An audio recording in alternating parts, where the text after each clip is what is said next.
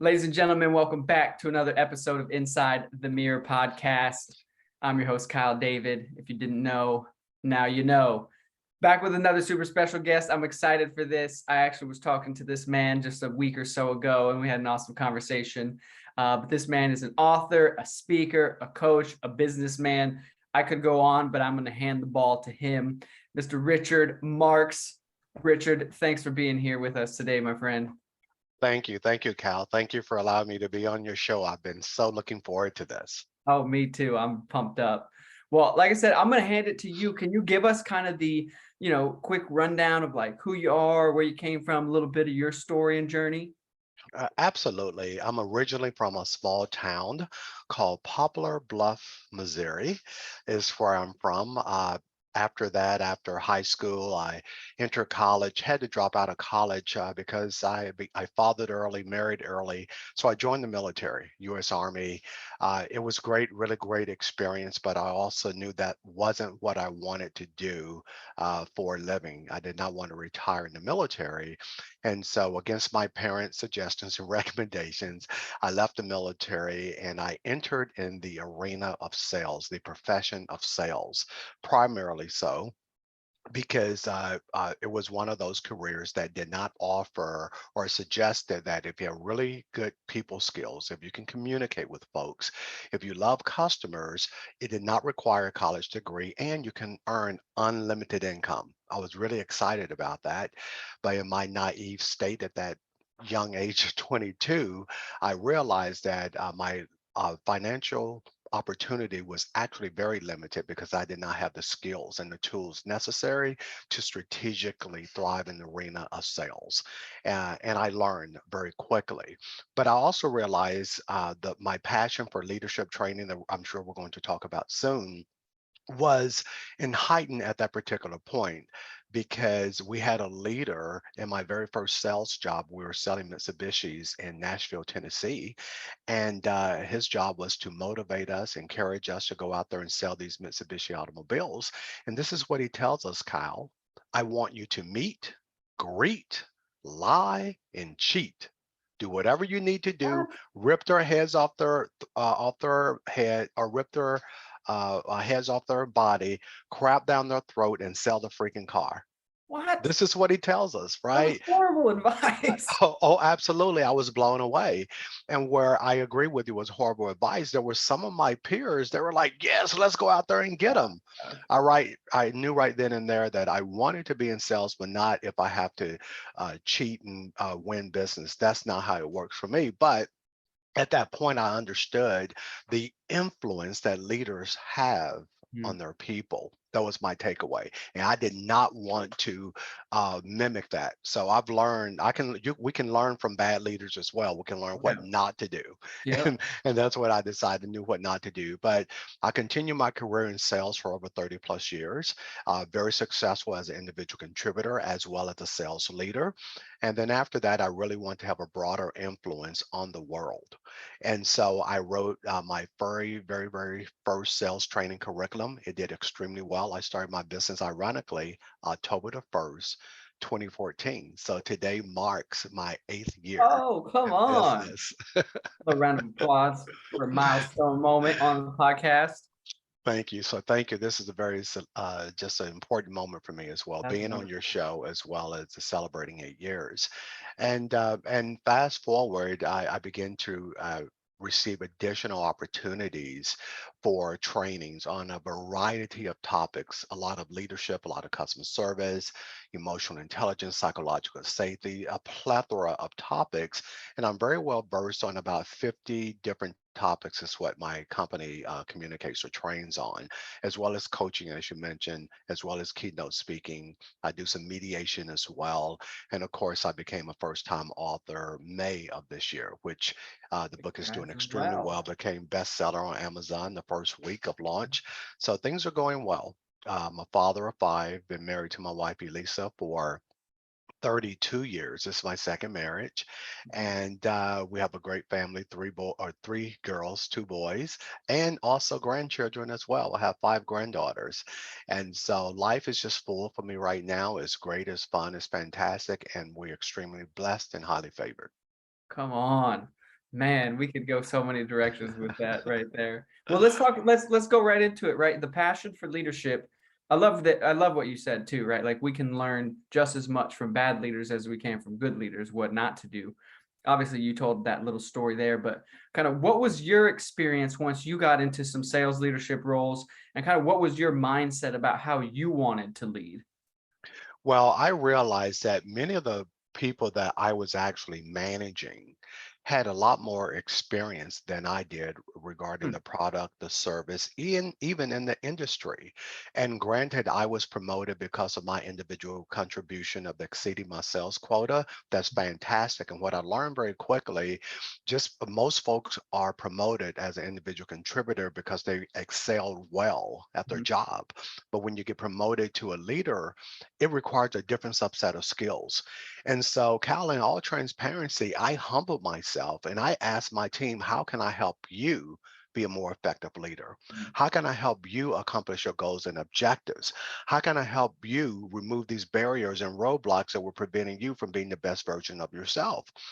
And instantly, I began to build a rapport, relationship, trust, respect. And ironically, that's what most people want. People thrive in an environment where they feel valued, respected, and appreciated.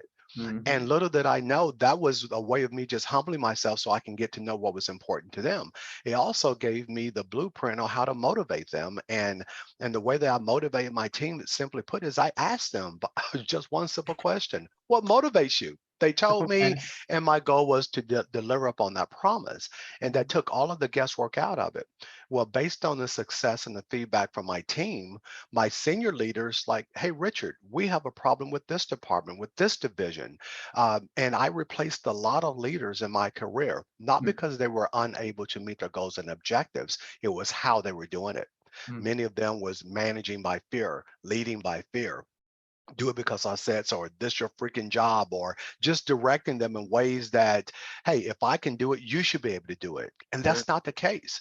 You Yep. know, if your people can do the things that you can do, and I say this very humbly, if that was the case, they would probably be in your position or competing for your role, right? Leaders have Right. a unique subset of skill, talents, and resiliency, but we also have to humble ourselves in order to meet our people where they are and navigate them to that destiny of the Mhm. goals and objectives in which we seek. And that's when I began to really understand that this isn't a challenge professionally among most leaders. Leadership often is an assumption or assumptive type of role. When I get promoted from individual to leader, the assumption is now all of a sudden I know how to lead people. Mhm. And most leaders, as an example, have no idea or have no formal training on how to interview people, Mhm. right? No, and but yet they are responsible for interviewing people, just as an example. And so what we really figured out there are strategic topics and tools and skills out there that if the leader had access to them, then it will help navigate them in this very complex world of leading and guiding people. And that's where we master. We also call these soft skills or people skills, as Mhm. we often know them. Yeah. I love that you said that, right? You mentioned leadership being serving people versus micromanaging or top-down fear tactics, right? I think do you think this is my own opinion on that because I am totally aligned with you. I think right leadership is actually putting the good of others before the good of your own self, right? Like the good of the whole versus the good of one. Um, when you when you think about like why is there this massive gap that in the marketplace in general, right, where we promote people into a management or a leadership role, but there's this gap as which you feel as far as like equipping them to be skilled in those people skills and those leadership skills. Do you where do you think that came from? Was that still that industrial age mindset of you show up and you do a job and you don't ask questions and then we give you money, or where do you think the gap came from? Or was it Well, I always think there? Well, I think it's in part that's exactly how you so eloquently described it, and then we begin to adopt, this philosophy as, hey, it's about dollars and cents, it's about profit, and Mhm. often people are putting, or organizations or companies are putting profit above people. and they may not be communicating that verbally, but that's what it transcends to, right? You have to meet these goals and objectives, and you should, right? We Sure. should be able to meet our goals and objectives. But I often tell leaders, when you place task before people, there's going to be an issue. Because when you put task before people, people feel like an entity. People Mhm. feel like a number. They feel like they're not being valued, that, the only thing I'm here for is to generate dollars and cents for you. Now, the organization, from some perspective, has really good intentions. I mean, we're providing you a wage. In return, you provide us labor. So there Mhm. is a balance there. But Sure. human beings, you and I, we have feelings, we have emotions, right? And because of that, that cannot be ignored. And Mhm. many people, again, will give you their blood, sweat, and tears for that job opportunity.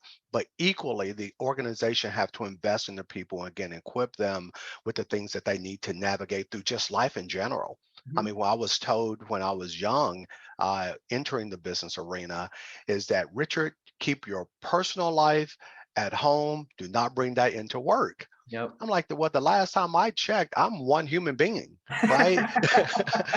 Now, I should not Right. come to work, just allowing my personal life just totally engulf me where I cannot focus on work. Right. However, I also don't want to be naive enough to believe that it's not going to impact my work. Sure. So as a leader, maybe I could ask you, if I see that you're coming into the office and I can see that you're under stress, and I know that because I'm building this relationship with you constantly, I may ask you, hey, Kyle, how are things going today? Mhm. Now, whether you decide to share that with me or not, that's completely up to you. But just because I said, how are things going, you feel valued and appreciated. Mhm. And that goes a long way. As a matter of Sure. fact, when we show these form of empathy, it's Mhm. actually the secret, so you do not have to micromanage. And it's also the secret to get the best out of employees. Employees will thrive in an environment where they feel like their leader cares. Yes. Right? Yep. And all you Yep. have to do is direct the traffic. Okay, maybe you need to go to HR or go to EAP or some form of other form of help that we perhaps provide, but you don't always have to provide the answers. But to ignore it is a grave mistake through my experience. Yes. You're preaching. I love it. I think the word you said there, empathy, right? Like people want to innately be, we're humans, we innately want to be cared for. And when we show up to a job, we usually, most folks want to be developed and poured into, and they want to do more. They don't just want to show up for 7 years and do the same thing. So they want to be cared for, they want to be developed, right? And that's exactly what you're saying, is taking an interest in the person Mhm. will produce the results on the back end. That's a very, I would think it sounds very much like a front end approach, right? Of Right. being proactive in engaging folks instead of reactive in saying, oh, now we have problems and now we need to manage the people and switch their tasks and be reactive to the issues now because they're actually being a person now at work and we have to deal with the consequences of that. I Is love that's a that you said that. Do you think, because you're working with all kinds of businesses and leaders and industries, do you think, are you seeing now at least maybe eyes opening and more of a receptivity to this type of approach, to like a more human approach to leadership versus a managerial approach? Are you seeing that? Yeah, so I'm seeing two ways that's being playing out in my space, Cal. One is, most of the business that I have, 60% of it, it is reactive. Mhm. Meaning the organizations have gotten to these very mood disappointing points. They've had these employee surveys. The employees are telling you, this is what I want, this is what I need. Right. So the story is there, and now they're starting to doing something about it. They're actually, in many cases, putting band-aids on it. They're just simply reacting. Mhm. But then the other percentage of that, companies are actually very strategic in incorporating this into their culture. They're Mhm. more proactive, less reactive. Now, it doesn't mean that you will not ever have people issues, but they Sure. are more manageable, right? And your people, again, feel valued and appreciated. And so I do see a shift. Okay. uh, People are doing things, something about it.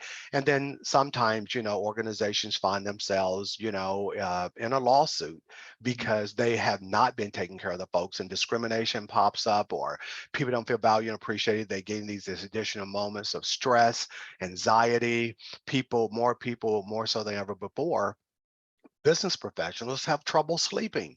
Mm, have trouble sleeping. right. And because they're constantly thinking about what needs to be done at work. And the trajectory for those folks doesn't look favorable. Mhm. And so I just find myself doing a lot of, mediation, resolving conflict in that context because people just don't know what else to do, whether it's with their leader, with a peer, with a coworker. They're just throwing up their hands and it's causing them so much emotional stress. So that's another concern that I have is that organizations should be putting systems in place and even allowing these folks to feel comfortable talking about this emotional stresses there that they're contending with. And the other thing that I realize is that leaders are feeling this more so than anyone. Mm, It's not just the employee population, because the leaders will have to get this job done, and we get things done through other people. And mhm, these goals and objectives, often the leaders have zero say so on these goals and objectives. They are given to them. And mhm, now go get this done through your people. And they have no idea how they're going to get it done. Not to mention, these leaders are also contending with stuff in their personal lives. sure. This is one of the things I realized, Cal. Most people are dealing with stuff they would rather not be dealing with right now. And this has really been heightened since COVID. And Sure. so a lot of people are dealing with not only work stuff, but personal stuff. So I think as a culture, we're doing better. We're recognizing symptoms, but I think as leadership development, professional development, the space that I'm in, is that organization needs to take a more proactive approach in providing these strategies to help leaders self-navigate as well as navigate their teams through these complexities. I think you're spot on. Obviously, you have way more experience than me, but even my limited experience when I was leading teams in restaurant world, back in the corporate world, and now, we're in a startup world where I am at, I see the same things. I see that stress. I see, right, the tension and the pressure of we have to execute on the mission, right? We have objectives, as you said, but at the same time, there's the tension between we have to execute the mission, but at the same time, we also have to take care of the people who are executing the mission because the mission doesn't get done without humans. So there's this interconnectedness that we have to deal with. And that whole idea, like you said, of work-life balance and leave your problems at home is hogwash because you're going to spend the majority of your time at work. As we all know, you spend more time at work than you probably do at home. So to not be your full self at work makes completely no sense, right? It's absolutely ridiculous to tell someone that. Can you talk a little bit about, I know you and I talked last time a little bit about some of the topics in your book that are addressing a lot of different things. I know that you obviously, like you even said, there's 50 different things that you guys can bring value to at the Mhm. company. Can you talk about some of the topics in the book that you've kind of spoke about through the years that you've had learning and leading? Yes, absolutely. So my book, of course, is called Expect Great Things to Happen, Five Core Great things Principles to of happen. Highly Effective Business Professionals. And in these five principles, what I've learned, and I start this by saying athletes, most people are, as a culture, we embrace athletes. And Okay. athletes obviously are sports is a seasonal sports for the most part. But I began to study athletes because athletes always will receive these accolades for being performing on the field or in the ring or whatever the case may be. And as business professionals, you have business professionals that are equally talented, but may not receive those type of accolades. So I began to just study top business professionals and top athletes and what do they have in common?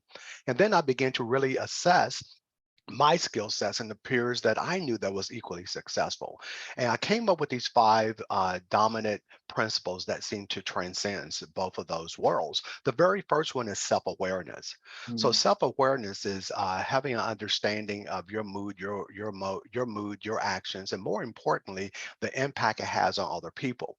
So mm, going back to the leadership arena or lens that we were looking at, as a leader, I should understand that my mood, the mood that I'm in, my personality type, not only impacts Richard, it impacts everyone that I interact with. mhm, So if I'm a leader that's just pushing on goals and objectives and not thinking about how this might be impacting my people, I would be completely unaware.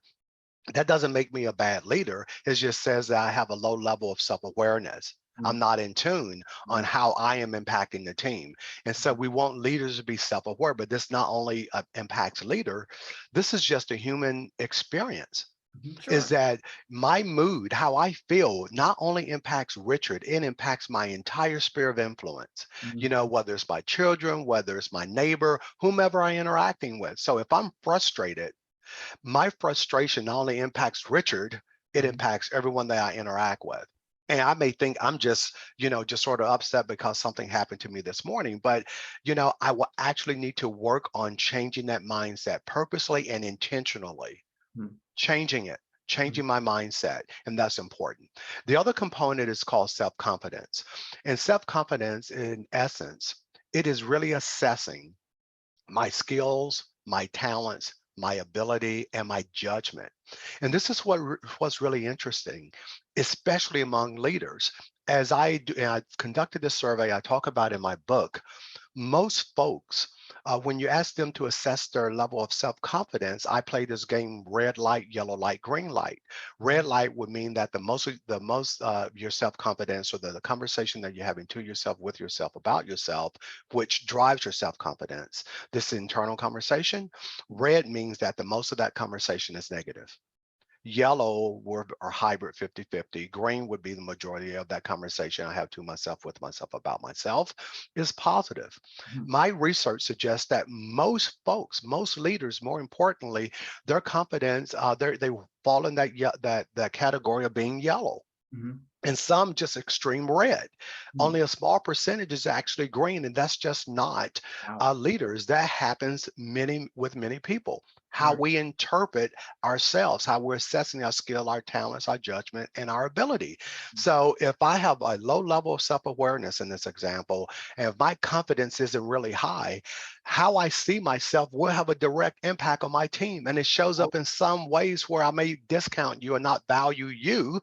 because unfortunately I don't value or trust myself, That's huge. right? And we Yeah. don't see that. Yep. And so I spend a lot of time dedicated on focusing on self-confidence. And one of the answers to resolving that, very simply put, is changing that negative conversation from saying I suck at this, or I'm horrible at that, to actually tell myself how I would like to see myself in my future state. Mhm. Meaning, I am successful. I am making positive impact on others' lives. Now, I may not know how to do that, but then I'm going to begin to research and study on how to deliver upon that promise I'm making to myself, Yeah. opposed to saying I'm suck and I'm horrible. Because if you want to know what your future looks like, all you have to do is listen to the conversation that you're having to yourself, with yourself, about yourself. Chances are that will be your future state. That's good. Do Okay. you That's huge. That what you just said right there, the determining your future based upon the conversation you're having with yourself. I hope anybody listening caught that. That's huge, right? Like you can absolutely direct yourself in a positive or negative way, just as Richard said, just by the way you speak and think about yourself. That's the determining factor of where you're headed. Do you Mhm. have any? This is super selfish question. Do you have Sure. any habits, tactics, rituals for folks, like very, granular, practical? What can you do in a day to help change that? Is it journaling? Is it meditation? Like, how do you recognize that and then start to shift it? Okay. Well, first of all, I will actually recommend a book. There's a Okay. book called The Growth Mindset. And this concept has been around for decades, but the author, her name is Carol Dweck, Dweck. Uh-huh. And she wrote this book on the growth mindset. And this is her quote that I've sort of adopted in my sort of DNA. And the growth mindset is looking at situations, especially difficult situations, as an opportunity to learn, grow, change for the better, focusing your attention on improving yourself, instead of changing or blaming anyone else. Mm. So I just adopted this mindset to say I'm a lifelong learner. Now Mhm. society has often set the standard on how I see myself. So I go to social media, I see everyone is having a fantastic, wonderful life. I look at my life, I'm looking at the perils that I'm contending with. I'm like, Sure. what is wrong with me? Right. There is nothing wrong with me. These are organizations and companies that it's a business. And Yeah. there's nothing wrong with that, right? So I have to be very careful how much I allow my family, society influence me. often we actually know what to do. We know how we want to do it. We know where we want to go, and we talk ourselves out of it. Huh. Because we go and have a conversation with someone and they say, well, I don't know how you're going to do that, or I can't do that, or you shouldn't do this or that. Uh-huh. I believe if it's good, if it's positive, if it's healthy, if it's going to help you or help others, then I'm encouraging you to go for it. Talk yourself into it and not talk yourself out of it. Mhm. And then, of course, have a mantra. I have two of them. One for me, my personal life is expecting great things to happen. Again, that's part of the title of my book. Mhm. So I'm encouraging folks to have a high level of expectations for yourself. And when I say high level of expectation, I'm saying I want to minimize those standards. High Mhm. expectations is the belief in yourself that you can accomplish the things in which you want to seek. Believe you can. And if you can believe that, you begin to feel it, you can taste it, and that would drive that energy, that passion to go for it. Just go for it. Yeah. Yes, you're going to have some failures. However, if you're going to be successful, failure is inevitable, which Mhm. means that I'm encouraging folks to change their relationship as it pertains to that word failure. Mhm. Ooh. Failure, we don't like it. I don't like failure. It's horrible. It sucks. Right. Well, if you're going to have any level of success in life, failure is inevitable. But Sure. the question is, what can I learn from my failure? What can I learn? Les Brown says anything worth doing is worth doing badly until you get it right. Right? We look at baseball. Baseball, I mean, a good batting average is 300, 375. These people are Hall of Famer, but they're striking out more than they actually hitting the ball. That's Right? great. They have more failure than success. And so I'm encouraging us to embrace failure. What can I learn from it? Uh-huh. How can I improve upon it? Yes, it would be frustrating for a moment. It may hurt your pride, but that's okay. Get Uh-huh. up and continue to move forward. So it's just adopting minor affirmations, having a mindset just saying, regardless of the issues and the challenges, I am going to accomplish this goal. And we do this all the time, right? Human beings are resilient. It is resilient. It is tied into our DNA. Mhm. You and I, everyone that's listening, a human being sort of characteristics is that we already have had more failures than success. Mhm. So Sure. I remember, hey, for those of us who walk upright, right, we have fallen many times before we can Sure. begin to walk, right? But Mhm. eventually we got those little toddler steps in order, and now we're walking and running. Same Mhm. principle applies in life. You're going to have failures as you begin to seek out the things that you would like to accomplish. That is okay. Embrace failure as a friend in terms of what can I learn from you, failure, and don't be afraid of it. It actually could be a motivator. That's huge. That's huge. No wonder you're a keynote speaker. You get people fired up. I know we had to hop off here in a few, but I do have another question. I do want to hear your perspective on this. What do you think about we live in this very in this time where people are very isolated, especially since COVID, right? People are isolated and alone and trying to tackle life all on their own. Do you talk much or encourage people much around the idea of community and relationships and interconnectedness? Absolutely. One of the things the word you said is tackle life alone. Mhm. We may feel alone, we may feel isolated, but if you think about any goal that you've ever achieved in your life, no matter what it is never alone, Mhm. ever. Right? The way this universe is structured, we are interconnected with each other. And so, with that being said, change that mindset. You're not alone. And Mhm. then also take that initiative and then engage. Mhm. Right? Yes, COVID happened, but we can still pick up the phone and have a conversation. We can still, like you and I, get together on Zoom or some type Yep. of social media platform and interact and engage. Mhm. It's actually a place that we can thrive. We can actually reach out and touch more people virtually than we can actually in person. So instead of saying what I can't do, think about what I can do Mhm. to accomplish the goals and objectives in which I seek. If we're alone, we're choosing to be alone. So Mhm. I'm encouraging folks to positively and constructively. I encourage people to be comfortable being uncomfortable. Mhm. So if it makes you uncomfortable, social interacting, um, talking to a stranger, learning from someone, asking someone to be a mentor, if that makes you uncomfortable, that's good because that's when we learn, that's when we stretch, that's when we grow. this is when possibilities happen. If we choose to isolate ourselves, that is literally a choice. We Mhm. should be a little bit uncomfortable because that's when we're learning and growing and potentially changing for the better. Oh, that's great. That's a great perspective. I love how you said it's a choice, right? Everything is a choice. Everything is just success is a choice. There was a book called, I think I have a book. It's called Success is a Choice by Rick Pitino, the basketball Mhm, coach. mhm. Anyways, yeah, everything is a choice. I love that you said that. Before we go, can you tell the folks listening or watching where can they find you? Maybe plug the book a little bit and talk a little bit about some resources or helpful things that you have where they can come and kind of glean some more wisdom from you, because you have, hours and weeks of wisdom that we couldn't pack into this, but I want people to still be able to get to you. All right. The easy way to get to me is my website, Okay. rdmmanagementgroup.com. That's the easy way. Of course, my email address I would share with everyone is richard@rdmmanagementgroup.com. My number is 619-408-8567. There on my website, you will find my book. My book is also on Amazon. The book, again, is Expect Great Things to Happen, 5 Core Principles of Highly Effective Business Professionals. It is on Amazon right now in both the Kindle version as well as a soft uh, copy.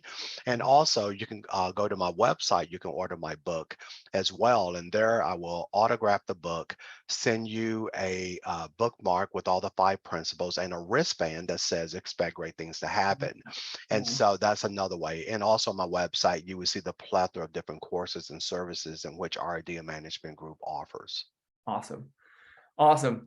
rdmmanagement.com. Or is it rdmmanagement.com, right? Yes, rdmmanagementgroup.com. Management group. I'll put that Yes, stuff in the show notes. So if anybody yes. needs to reference back to that, check the show notes for the website and for the book link to the Amazon. I'll put that in there as well. Richard, thanks for being on here, brother. You get me fired up. You're an incredibly inspiring dude. And just want to say thank you, man, for leading well and helping others lead well. It matters. It's really impactful. So thank you, my friend.